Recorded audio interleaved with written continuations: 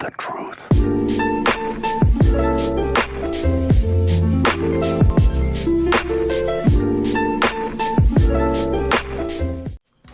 The corrupting potion on JAX, just because I haven't played JAX in actually like a year, so I don't know his limitations. That's why I want to be safe with my mana and just be able to use my abilities and play a bit more aggressive without being worried of my health and mana status. So always against Nasus, you want to poke him down early and just try to be very aggressive and try to deny him as much CS as possible. And in this case, this Nasus is going Kleptomancy, so his fighting abilities are lowered, since his rune isn't really a combat rune. So here I back for a Doran split just because I want a bit more pressure in my laning phase.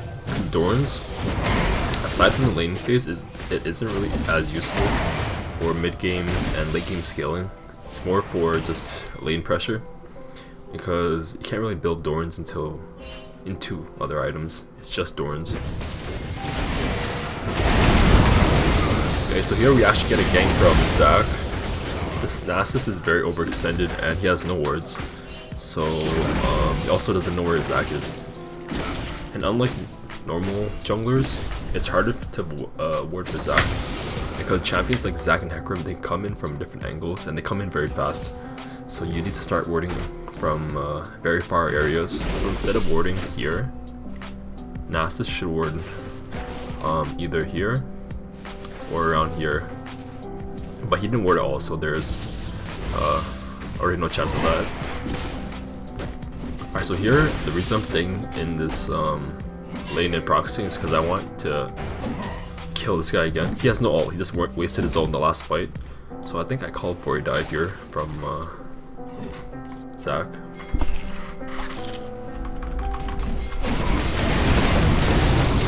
Yeah, okay, so again, Nasus has no R, so he's very squishy. But I know that I'm still stronger than him because I have a level on him. And so I try to take the fight against him.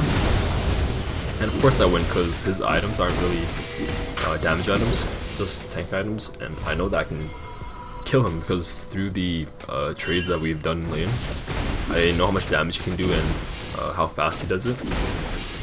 He also didn't have Sheen. A very big component in Nasus's build is Sheen. It helps with his damage a lot. If he doesn't have Sheen, it's very bad for fighting, and I had Sheen. Alright, so this play really made me mad because our Jarvan's level 6, he's Jarvan support, but looking at these stats, I'm level 10. Kog'Maw and Lulu are both level 7, so as long as he goes in, I can burst him instantly, but he doesn't go in, and because of that, we lose out on a fight and I have to back.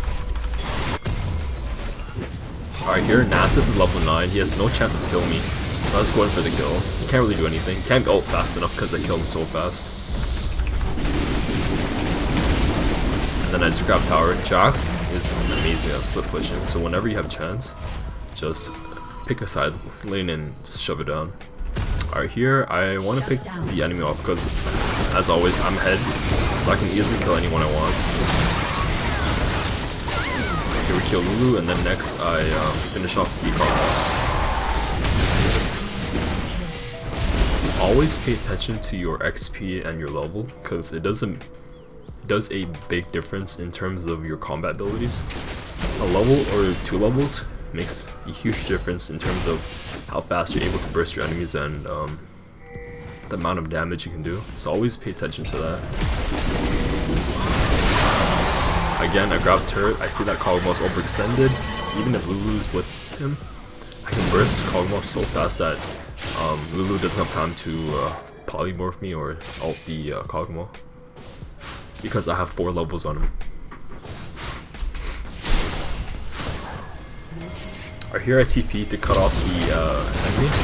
I saw that Lulu was overextended, so I just hit the TP and went in so I can initiate the fight. After that, go back bot. I almost get the Nasus, but he flashes out. But I get turret, so it'll still work. Here I wait, I actually wait for like quite a long time, maybe close to a minute. Because I see where the enemy bot lane is. And because of that, I know that most likely they'll come around this area, because there's no wards here.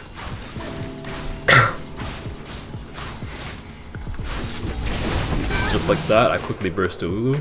Doesn't give her time to react, and then next up I kill the Kog'Maw because he has no support, which means he is dead.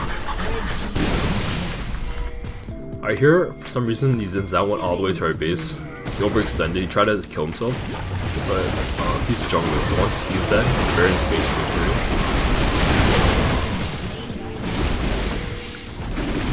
And as always, I go top and split pushing turrets. There's no reason to group with my team because I do a lot more on my own than with my team. Okay, so here I see that the Kog'Maw's overextended, so I'll just flash over the one and kill him. We're so tanky that the enemy can't kill us fast enough, or me at least, so I can easily dive anyone I want.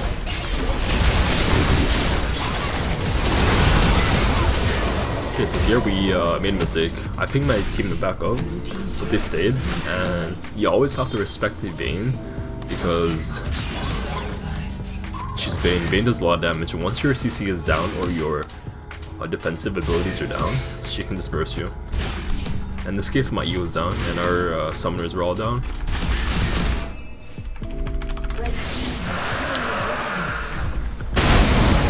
Right here, I see there's a fight, so I TP down, and I insta-kill the Vayne.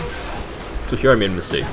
I should have left the fight because, one, my whole team is either gone or dead.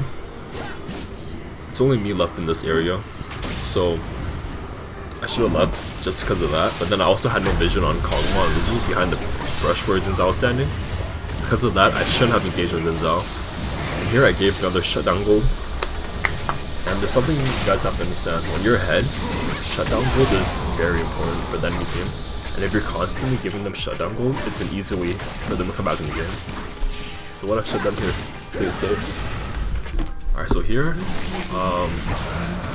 I think I tell my J4 to engage because Nasus is bot, and this is the best time to take a fight because he's the tank on their team, and once he dies, they have no tanks. So this is how I'm gonna be J4 on our team once you engage pretty early, but somehow me and Zach made it there. We just kill everyone.